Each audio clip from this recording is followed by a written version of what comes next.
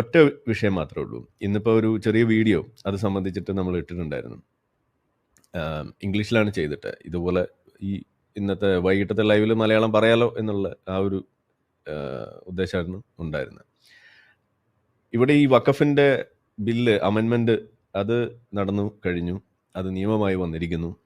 അപ്പോൾ അത് സംബന്ധിച്ചിട്ടുള്ള അതിനോടുള്ള എതിർപ്പ് പ്രകടിപ്പിക്കുന്നതിൻ്റെ ഭാഗമായിട്ട് രാജ്യം മൊത്തം ഇതുപോലെ പല സ്ഥലങ്ങളിലും വലിയ തോതിലുള്ള പ്രക്ഷോഭങ്ങൾ നടന്നുകൊണ്ടിരിക്കുകയാണ്. പ്രക്ഷോഭങ്ങൾ നടക്കുന്നതിൽ തെറ്റൊന്നുമില്ല. പ്രക്ഷോഭങ്ങളൊക്കെ നടത്താനുള്ള എല്ലാ അവകാശവും ഉള്ള നാട്ടിൽ തന്നെയാണ് നമ്മൾ ജീവിക്കുന്നത്. ജനാധിപത്യ രീതിയിലുള്ള അത്തരം പ്രതിഷേധങ്ങൾ അറിയിക്കാനുള്ള എല്ലാ അവസരവും നമ്മുടെ രാജ്യം നമുക്ക് തരുന്നുണ്ട്. പക്ഷെ ഇവിടെ നമ്മൾ കാണുന്നത് ഇപ്പോൾ കേരളത്തിലെ അതിൻ്റെ പ്രതിഷേധം, ഇവിടെ എയർപോർട്ട് ഉപരോധം എന്നും പറഞ്ഞുകൊണ്ട് ഇവിടെ വന്നപ്പോൾ അവിടെ നമ്മൾ എന്താ കണ്ടത്? അവിടെ കണ്ടത് ഈ ഒരു വിഷയത്തിൽ, ഈ പ്രതിഷേധത്തിൽ ഇതേതെങ്കിലും വിധേന ജനാധിപത്യ മതേതര മൂല്യങ്ങളുടെ ഒരു ധ്വംസനമാണ് എന്ന് ഉയർത്തി കാണിക്കാനോ, അതല്ലെങ്കിൽ ഒരു ഇന്ത്യക്കാരൻ എന്നുള്ള നിലയ്ക്ക് നിങ്ങൾക്ക് ലഭിക്കേണ്ട എന്തെങ്കിലും ഒരു സംഗതിയെ അവിടെ നിങ്ങൾക്ക് ലഭിക്കാതെ പോകുന്നു, അതാരെങ്കിലും കവർന്നെടുത്തു, അത് അംബേദ്കർ വിഭാവനം ചെയ്തതിന് വിരുദ്ധമാണ്, അല്ലെങ്കിൽ നെഹ്റു വിഭാവനം ചെയ്തതിന് വിരുദ്ധമാണ് എന്നൊക്കെ പറഞ്ഞിട്ടോ ഒക്കെ പറയുന്ന ഒരു കാര്യം നമ്മൾ പ്രതീക്ഷിക്കുമ്പോൾ അവിടെ നമ്മൾ കാണുന്നത് അതല്ല. അവിടെ നമ്മൾ കാണുന്നത് ഈ പ്രക്ഷോഭത്തിന് വേണ്ടി വന്ന ആളുകൾ കയ്യിലിരിക്കുന്നത് ഹസനുൽ ബന്ന എന്ന് പറഞ്ഞ തീവ്രവാദിയുടെ പടം, യഹിയ സിൻവറിന്റെ പടം, അല്ലെങ്കിൽ ഇതുപോലെയുള്ള തീവ്രവാദ കൂട്ടങ്ങൾക്ക് ഊടും പാവവും നെയ്ത തീവ്രവാദികളായിട്ടുള്ള ആളുകളുടെ പടം. അപ്പം നമ്മൾ ആ ചിത്രം മൊത്തത്തിലെടുത്ത് നോക്കിക്കഴിഞ്ഞാൽ കുറേ തീവ്രവാദികൾ മറ്റു ചില അറിയപ്പെടുന്ന തീവ്രവാദികളുടെ പടം വെച്ചുകൊണ്ട് കൂടുതൽ തീവ്രവാദികളെ ഉണ്ടാക്കുന്ന തരത്തിലുള്ള ഒരു തീവ്രവാദ പ്രവർത്തനം ഇതാണ് നമ്മൾ കണ്ടത്. അപ്പോൾ ഈ ഒരു സംഗതി ഇവിടെ അരങ്ങേറുമ്പോൾ ഇതിൽ അതിനോടുള്ള പ്രതികരണം ഇവിടുത്തെ മെയിൻ സ്ട്രീം പൊളിറ്റിക്സിലുള്ള ആളുകൾ ഏത് രീതിയിലാണ് അതിനോട് നടത്തുന്നത് എന്ന് നമ്മൾ നോക്കുമ്പോൾ അത് ഇവിടെ വളരെ ശോകമായ ഒരു അന്തരീക്ഷമാണ് നമുക്ക് കാണിച്ചു തരുന്നത്. ഒരു പൗരൻ എന്നുള്ള നിലയ്ക്ക് നമ്മളത് കാണുമ്പോൾ, പ്രത്യേകിച്ചൊരു ഈ മതത്തിനകത്ത് നിന്ന് വന്ന ഒരു വ്യക്തി എന്നുള്ള രീതിയിൽ നമ്മളത് കാണുമ്പോൾ, ഇസ്ലാമിക തീവ്രവാദം എങ്ങനെയാണ് വർക്കൗട്ട് ചെയ്യുന്നത് എന്ന് അറിയുന്ന ഒരാൾ എന്ന നിലയ്ക്ക് നമ്മളത് കാണുമ്പോൾ നമുക്ക് വലിയ വിഷമമുണ്ടാക്കുന്ന ഒരു വിഷയമായിട്ട് അത് മാറുകയാണ്. കാരണം എന്താണ്? ഇവിടെ കാണുന്നത് പരോക്ഷമായിട്ട് അതിനെ സപ്പോർട്ട് ചെയ്യുന്ന കാഴ്ചയാണ് നമ്മളതിൽ കണ്ടത്. അപ്പോൾ ഈ ഒരു വിഷയത്തെ തള്ളിപ്പറയാൻ എത്രമാത്രം ഇവിടെ ആളുകൾക്ക് സാധിക്കുന്നുണ്ട്, ഇവിടുത്തെ രാഷ്ട്രീയത്തിന് സാധിക്കുന്നുണ്ട്. പൊതുജനങ്ങൾക്ക് ബോധമുണ്ട്, അവർ അതിനെ തള്ളിപ്പറയുന്നു, അവരതിനെ ചൂണ്ടിക്കാണിക്കുന്നു, അവരതിനെതിരെയുള്ള അവരുടെ അറിയിപ്പ് നടത്തുന്നു. അതിൽ ഏറ്റവും സന്തോഷം ഉണ്ടാക്കുന്ന ഒരു കാര്യം, ഇവിടുത്തെ ഈ സമസ്ത വിഭാഗം അല്ലെങ്കിൽ ഇവിടുത്തെ സാധാരണ നമ്മൾ സുന്നികൾ എന്നൊക്കെ വിളിക്കുന്ന ആളുകൾ അവർ ഇതിനെ തള്ളിപ്പറഞ്ഞ് മുന്നോട്ട് വരുന്നു. AP വിഭാഗമൊക്കെ അതിനെ എതിർത്തെഴുതുന്നു, സിറാജിൽ അതിനെതിരെ പറയുന്നു.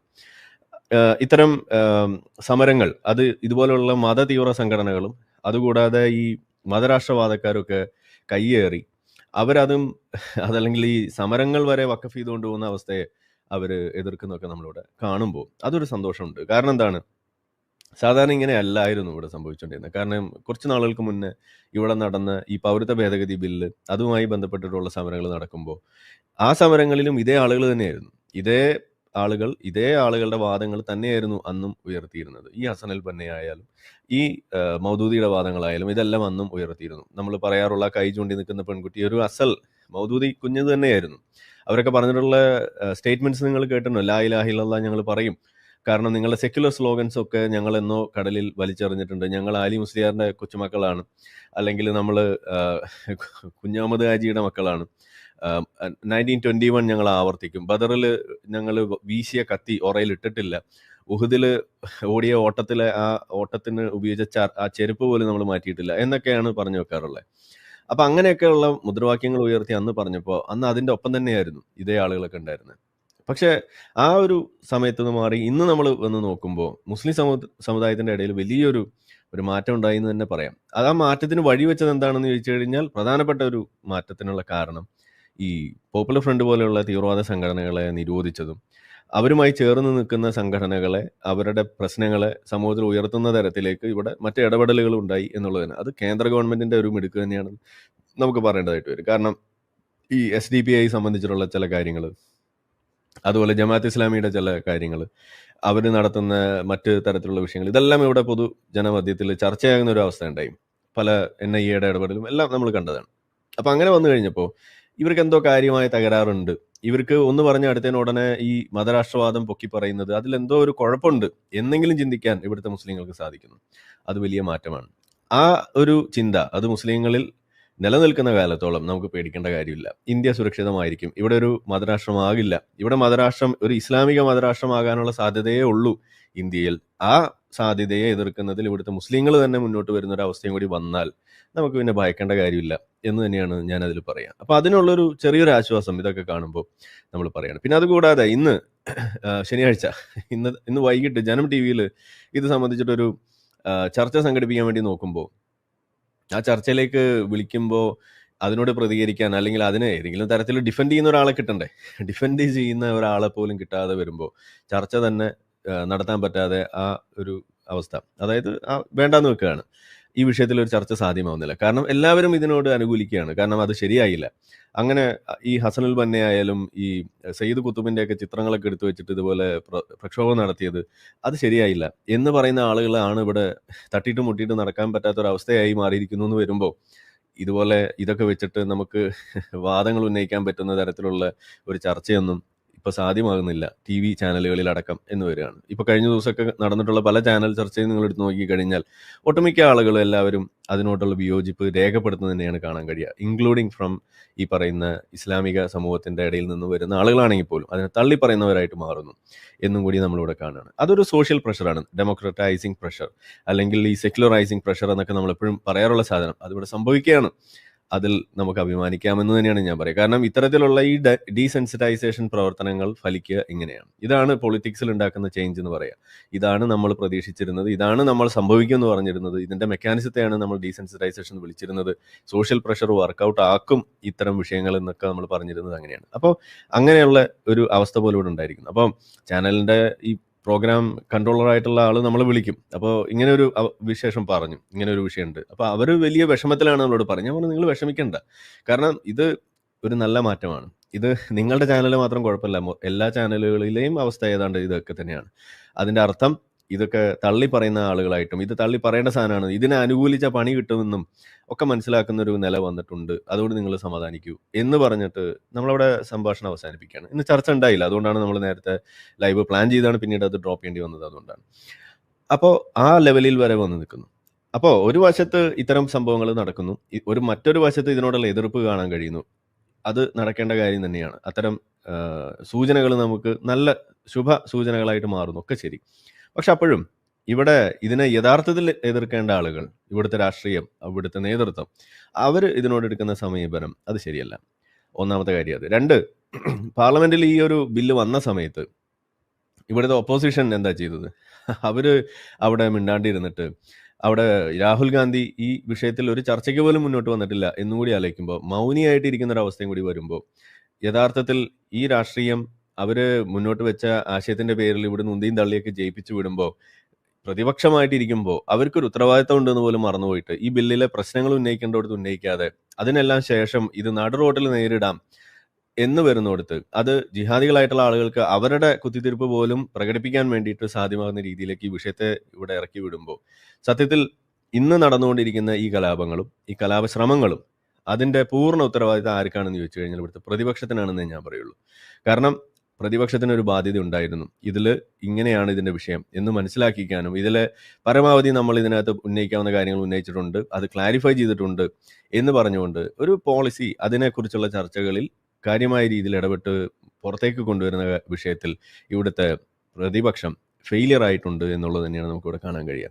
ഇത് നൽകുന്ന സൂചന നിലവിലെ ഭരണപക്ഷം ഈ അടുത്തൊന്നും താഴോട്ട് ഇറങ്ങാൻ പോകുന്നില്ല എന്നും കൂടിയാണ് ഇവിടെ നമുക്ക് കാണിച്ചു തരുന്നത്. ഇനി ഇവിടെ നമ്മൾ പറയുമ്പോൾ ഇവിടുത്തെ വെസ്റ്റ് ബംഗാളിൽ നടന്നുകൊണ്ടിരിക്കുന്ന പ്രക്ഷോഭങ്ങളെക്കുറിച്ച് നമ്മൾ പറയേണ്ടതായിട്ട് വരും. അവിടെ നടക്കുന്ന പ്രക്ഷോഭം ഇന്ന് കൈവിട്ടു പോയിരിക്കുകയാണ്. അതിപ്പോൾ ഇന്നൊരു ഹിന്ദു അക്രമമായിട്ട് മാറിയിരിക്കുന്നു. വെസ്റ്റ് ബംഗാളിനെ കുറിച്ച് പറയുമ്പോൾ, അവിടെ നടക്കുന്ന അക്രമത്തെക്കുറിച്ച് പറയുമ്പോൾ, ബംഗ്ലാദേശിൽ നടക്കുന്ന അക്രമങ്ങളെക്കുറിച്ചും കൂടി നമ്മൾ പറയേണ്ടതായിട്ട് വരും. കാരണം എന്താണ്? സമാന സ്വഭാവമാണ്. തുടക്കത്തിൽ ഇതുപോലെയുള്ള സിവിൽ അൺറസ്റ്റ് ആയിട്ട് തുടങ്ങുന്നു, ഏതെങ്കിലും പോളിസിയോടുള്ള എതിർപ്പ് എന്നൊക്കെ പറഞ്ഞിട്ട്. കാരണം വെസ്റ്റ് ബംഗാളിൽ ഇത് തന്നെയാണ് ചെയ്തത്. അവർ തുടക്കം വെച്ചത് അവിടുത്തെ ഒരു റിസർവേഷനുമായി ബന്ധപ്പെട്ടുള്ള ഒരു വിഷയമായിരുന്നു അവിടുത്തെ തുടക്കം. അവസാനം ചെന്നെത്തിയത് അവിടെയാണ്, ഹിന്ദു കൂട്ടക്കൊലയിലാണ് അവിടെ നടത്തിയത്, ന്യൂനപക്ഷ വേട്ടയിലാണ് അവിടെ കൊണ്ടെത്തിച്ചത്. അത് ഇസ്ലാമിക രാജ്യമാക്കാൻ വേണ്ടിയിട്ടുള്ള ശ്രമത്തിലേക്കാണ് അത് കൊണ്ടെത്തിച്ചത്. നമ്മൾ ഇവിടെ നിറയെ കണ്ട കാഴ്ചയാണ്. സമാനമായ രീതിയിലേക്ക് പോകുന്നു വെസ്റ്റ് ബംഗാളിൽ. അവിടെ കാണുന്നത് മുർഷിദാബാദിലൊക്കെ വലിയ അക്രമ സംഭവങ്ങൾ ഇതിനോടകം കണ്ട് നമ്മൾ വാർത്തകളായിട്ട് വന്നിരിക്കുകയാണ്, നമ്മൾ മുന്നിലേക്ക് വന്നുകൊണ്ടിരിക്കുകയാണ്, ആളുകൾ അറസ്റ്റ് ചെയ്തുകൊണ്ടിരിക്കുകയാണ്. അപ്പോൾ ഒന്ന് ആലോചിക്കാം, ഇത് എവിടെ ചെന്ന് നിൽക്കുന്നു എന്നുള്ളത്. അപ്പം നമ്മളിവിടെ പറയുന്നത് ഈ തരത്തിലുള്ള സംഗതികളൊക്കെ ഇവിടെ പറഞ്ഞ് ഇതിനെ എതിർക്കുന്നവരായിട്ടോ എതിർക്കാത്തവരായിട്ടൊക്കെ ചേരി തിരിഞ്ഞും ഒക്കെ നിന്നിട്ട് നിങ്ങൾ മൗനിയായിട്ട് വരെ നിന്നിട്ടൊക്കെ കാര്യങ്ങൾ കാണുമ്പോൾ ഇവിടെ കേരളത്തിൽ നമ്മൾ കഷ്ടിച്ച് രക്ഷപ്പെടുന്നുണ്ട് എങ്കിലും ഇന്ത്യയിൽ മറ്റ് സ്ഥലങ്ങളിൽ അങ്ങനെയല്ല എന്നും കൂടി നമ്മൾ ഓർക്കേണ്ടി വരികയാണ്. അപ്പോൾ കേരളത്തിൽ നമുക്ക് കിട്ടിയ ഈ ഒരു മുന്നേറ്റം ഇത്തരം അക്രമ സംഭവങ്ങളിലേക്ക് പോകാതെ തടഞ്ഞിടാൻ ഇവിടുത്തെ മുസ്ലിം സമൂഹം പോലും ഉണർന്ന് പ്രവർത്തിക്കുന്ന രീതിയിലേക്ക് കാര്യങ്ങൾ വന്നിട്ടുണ്ടെങ്കിൽ അവർ ഇതിനകത്ത് ട്രിഗേർഡ് ആകുന്നില്ല. ഇത്തരം വിഷയങ്ങളൊക്കെ ഈ കുത്തിത്തിരിപ്പ് ടീം കൊണ്ടുവരുമ്പോൾ അവർ മിണ്ടാതെ മാറി നിൽക്കുന്നവരായിട്ടെങ്കിലും മാറുന്നു, അല്ലെങ്കിൽ ഇതുപോലെയുള്ള AP സമസ്തയൊക്കെ വന്നിട്ട് ഇതിനോട് എതിർപ്പ് പറയുന്ന ആളുകളായിട്ടെങ്കിലും മാറുമ്പോൾ ഈ ഒരു അവസ്ഥ മറ്റ് സംസ്ഥാനങ്ങളിലേക്ക് എത്രമാത്രം എത്തിയിട്ടുണ്ടെന്നും കൂടി നമ്മൾ ആലോചിക്കണം. അത് ഇതിനകത്തൊരു പ്രധാനപ്പെട്ട വശമായിട്ട് മുന്നോട്ട് പോകുന്നു. ഇനി ഇതിൽ പ്രധാന മറ്റൊരു വശം എന്ന് പറയുന്നത് ഇതിനകത്തൊരു ഇരട്ടത്താപ്പിന്റെ ഒരു വശം കൂടിയാണ്. അതും കൂടി പറഞ്ഞിട്ട് നമുക്ക് ഓഡിയൻസിലേക്ക് പോകാം. ആ ഒരു ഇരട്ടത്താപ്പ് അത് ഇവിടുത്തെ വോക്കുകളുടെ ഈ സ്യൂഡോ സെക്യുലർ ആയിട്ടൊക്കെ നിൽക്കുന്ന ആളുകളുടെ ഇരട്ടത്താപ്പാണ്. അതായത് അവർ സാധാരണ പറയാറ് ഹമാസിനോടൊപ്പമാണ് ഞങ്ങൾ എന്ന് പറയും. ഇതേ ആളുകൾ ഇന്ന് വന്നിട്ട് പറയുന്നു ഈ ഹസനുൽ ബന്നയുടെ പടമൊക്കെ പൊക്കിയത് ശരിയായില്ല എന്ന്. ഹസനുൽ ബന്നയുടെ പടം പൊക്കിയത് ശരിയായില്ല എന്ന് നിങ്ങൾക്ക് പറയാൻ കഴിയുന്നു. എന്താ കാരണം? അയാൾ തീവ്രവാദത്തിനൊക്കെ ഉണ്ടാക്കിയ ആളാണ്, മുസ്ലിം ബ്രദർഹുഡിന്റെ ആളാണ് എന്നാണ് നിങ്ങൾ പറയുന്നത്. അതുകൊണ്ട് അത് ശരിയല്ല എന്ന് നിങ്ങൾ പറയുന്നു. നിങ്ങൾക്ക് അതിൽ യാതൊരു സംശയമില്ല. നിങ്ങൾ പൂർണ്ണമായിട്ട് അതിനോട് യോജിക്കുന്ന ആളുകളായിട്ടാണ് നമുക്ക് കാണാൻ കഴിയുന്നത്. വളരെ സന്തോഷം. പക്ഷേ ഇതേ ഹസനുൽ ബന്നയുടെ വാക്യങ്ങളാണല്ലോ ഇതേ ഹമാസിന്റെ ചാർട്ടറിൽ അവർ ആദ്യ വാചകത്തിൽ തന്നെ എഴുതി പിടിപ്പിച്ചിരിക്കുന്നത്. അതായത് എന്താ അവർ അവിടെ എഴുതി വെച്ചിട്ടുള്ളത്? Israel will exist and continue to exist until Islam will obliterate it just like it has obliterated before it എന്ന് പറഞ്ഞിട്ട് ഒരു സ്റ്റേറ്റ്മെന്റ് എഴുതി വെച്ചിരിക്കുകയാണ്. ഇതാര് പറഞ്ഞതാണ്? ഇത് ഹസനുൽ ബന്ന പറഞ്ഞാണ്. അപ്പോൾ ഹസനുൽ പറഞ്ഞ ഈ ബന്ന പറഞ്ഞ സാധനം അത് ഹമാസിന്റെ ചാർട്ടറിലിരിക്കെ അത് നടപ്പിലാക്കാൻ വേണ്ടി ജിഹാദ് പ്രഖ്യാപിച്ചിട്ട് ഇസ്രായേലിനെതിരെ യുദ്ധം എന്ന് പറഞ്ഞ് ഇറങ്ങിയ തീവ്രവാദ കൂട്ടം, ആ കൂട്ടം നിങ്ങൾക്ക് ഓക്കെയാണ്. അവർ നടത്തുന്ന ജിഹാദ് നിങ്ങൾക്ക് സ്വാതന്ത്ര്യ സമര പോരാട്ടമാണ്, റെസിസ്റ്റൻസ് ആണെന്നാണ് നിങ്ങൾ പറയുന്നത്. പക്ഷെ അവർ ഉയർത്തി വെക്കുന്നത് നിങ്ങൾ തള്ളിക്കളഞ്ഞ ഹസനുൽ ബന്നയുടെ വാദങ്ങളാണ്. അത് അവർ നെഞ്ചോട് ചേർക്കുകയാണ്. അത് എവിടെയെങ്കിലും ഏതെങ്കിലും മൂലയിൽ പോലെയല്ല എഴുതി വെച്ചിരിക്കുന്നത്. അവരുടെ ചാർട്ടറിൽ അതിന്റെ തുടക്ക പേജിൽ അവരുടെ ആദ്യ പാരഗ്രാഫിൽ തന്നെ എഴുതി വെച്ചിരിക്കുന്ന സാധനമാണ്.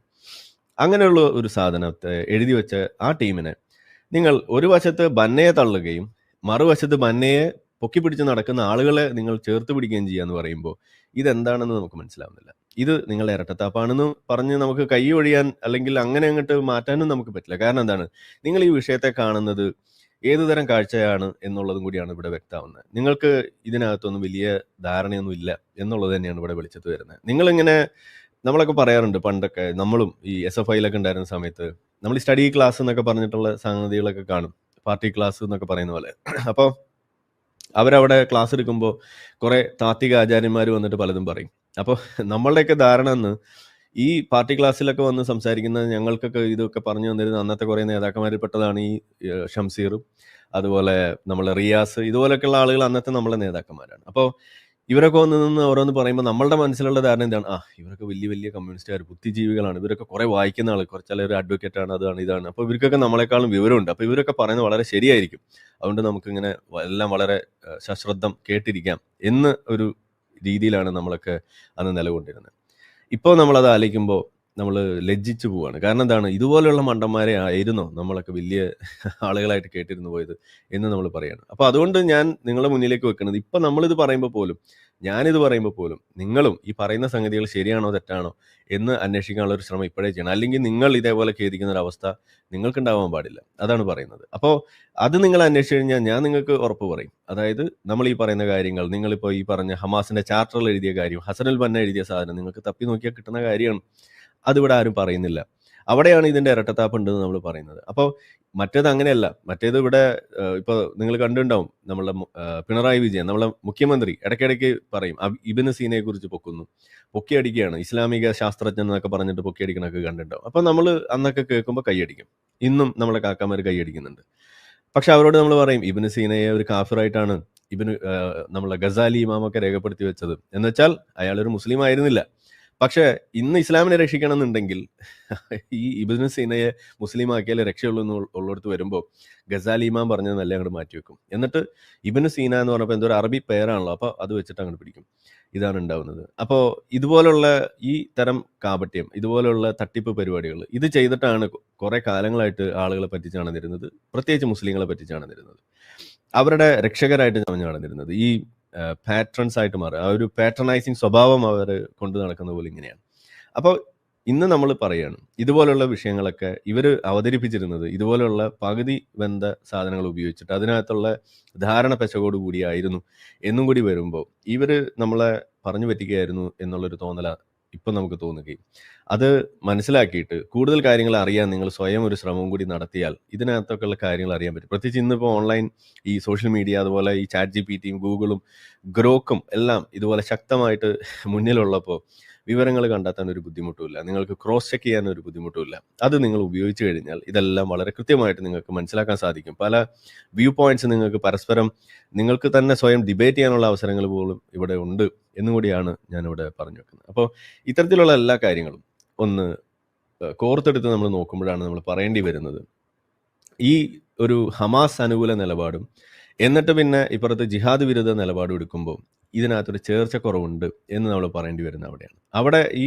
പ്രക്ഷോഭത്തിൽ ഈ യഹിയ സിൻവറിന്റെ പടം പൊക്കി വെക്കുമ്പോൾ ഹസനുൽ ബന്നയുടെ പടം പൊക്കി വെച്ചപ്പോൾ അതല്ലെങ്കിൽ ഈ കുത്തുബിന്റെ പടം പൊക്കി വെക്കുമ്പോൾ ഇതെല്ലാം കൂടി ഒരേ പടമാക്കി നിങ്ങൾ മാറ്റുമ്പോൾ ഇവിടെ പടമാകുന്നത് സത്യത്തിൽ ഇന്ത്യൻ മതേതരത്വവും ഇന്ത്യൻ ജനാധിപത്യവും തന്നെയാണ്. കാരണം എന്താണ്, ഇവിടെ അതിനെയൊക്കെ ഹൈജാക്ക് ചെയ്ത് കൊണ്ടുപോയിട്ട് അവരുടെ മതരാഷ്ട്രവാദം കുത്തിത്തിരികാനുള്ള വേദികളാക്കി മാറ്റുമ്പോൾ ഇത് പടമായി മാറുകയാണ്. അതാണ് നമ്മളിവിടെ പറഞ്ഞു വെക്കുന്നത്. അപ്പോൾ അതിന് കോപ്പ് കൂട്ടുന്ന ആളുകളായിട്ട് ഇവിടെ ഉള്ള രാഷ്ട്രീയക്കാരും കൂടി കൂട്ടു നിൽക്കുന്നു എന്നും കൂടി വരുമ്പോൾ അവിടെ യഹിയ സിൻവറിനെ പോലെയുള്ള ആളുകളെ സ്വാതന്ത്ര്യ സമര സേനാനികളാക്കി അവതരിപ്പിക്കുകയും കൂടി ചെയ്യുമ്പോൾ എന്നിട്ട് നമ്മളുടെ ആ കഫിയ പോലെയുള്ള മറ്റേ കീറത്തുണി അത് ഉപയോഗിച്ചുകൊണ്ട് പ്രകടനമൊക്കെ നടത്തുന്ന മുഖ്യമന്ത്രിമാരും കൂടി ഉണ്ടാകുമ്പോൾ ഞാൻ ഈ സാധനം മൂട് തുടയ്ക്കാനാണ് കേട്ടോ എടുക്കാറ്. അതാണ് ഇവിടെ വെച്ചിരിക്കുന്നത്, വിയർപ്പിൻ്റെ അസുഖമുണ്ട്.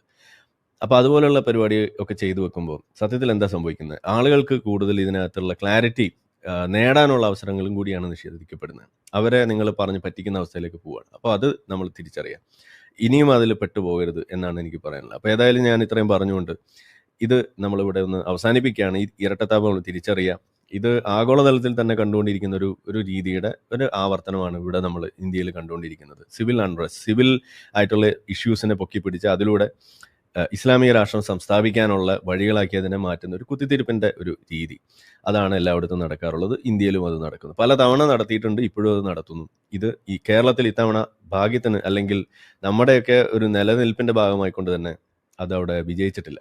പക്ഷേ വെസ്റ്റ് ബംഗാൾ അവിടെ കത്തുകയാണ്, അത് നമ്മൾ തിരിച്ചറിയാം. അപ്പോൾ ആ ഒരു രീതിയിൽ നിലകൊണ്ടാൽ നമുക്ക് ഇന്ത്യയെ രക്ഷിക്കാം, ഇല്ല എന്നുണ്ടെങ്കിൽ ബുദ്ധിമുട്ടാവും എന്ന് ഒന്ന് അവസാനമായിട്ട് പറഞ്ഞുകൊണ്ട് തൽക്കാലം നമ്മൾ നേരെ ഓഡിയൻസിലേക്ക് നമുക്ക് പോകാം. അപ്പോൾ നമ്മളെ വീഡിയോ കണ്ടുകൊണ്ടിരിക്കുന്ന ആളുകൾ ചാനൽ സബ്സ്ക്രൈബ് ചെയ്തിട്ടില്ല എന്നുണ്ടെങ്കിൽ അത് ചെയ്ത് നമ്മൾ സപ്പോർട്ട് ചെയ്യുക. മറ്റു രീതിയിൽ സപ്പോർട്ട് ചെയ്യാൻ ആഗ്രഹിക്കുന്ന ആളുകൾക്ക് അതിൻ്റെ ഡീറ്റെയിൽസ് ഡിസ്ക്രിപ്ഷനിലുണ്ട്. നിങ്ങളുടെ ഓരോ ലൈക്കും ഷെയറും അതുപോലെ കമൻ്റ് ഇടുന്നതും ഇതിൽ ഈ വീഡിയോ അതിൻ്റെ താഴെ വരുന്ന കമൻറ്റുകൾക്ക് നിങ്ങൾ പ്രതികരിക്കുന്നതെല്ലാം തന്നെ വീഡിയോയുടെ റീച്ച് കൂടുന്നതിന് വലിയ തോതിൽ ഉപകാരപ്പെടുന്ന സംഗതിയാണ്. അപ്പോൾ അതുകൊണ്ട് അതിൽ നിങ്ങൾ ഏർപ്പെടണം എന്നും കൂടി ഞാൻ അഭ്യർത്ഥിക്കുകയാണ്. മറ്റുള്ള രീതിയിലുള്ള സപ്പോർട്ട് തുടർന്നും നിങ്ങളുടെ ഭാഗത്തുനിന്നുണ്ടാവും എന്ന് പ്രതീക്ഷിക്കുന്നു.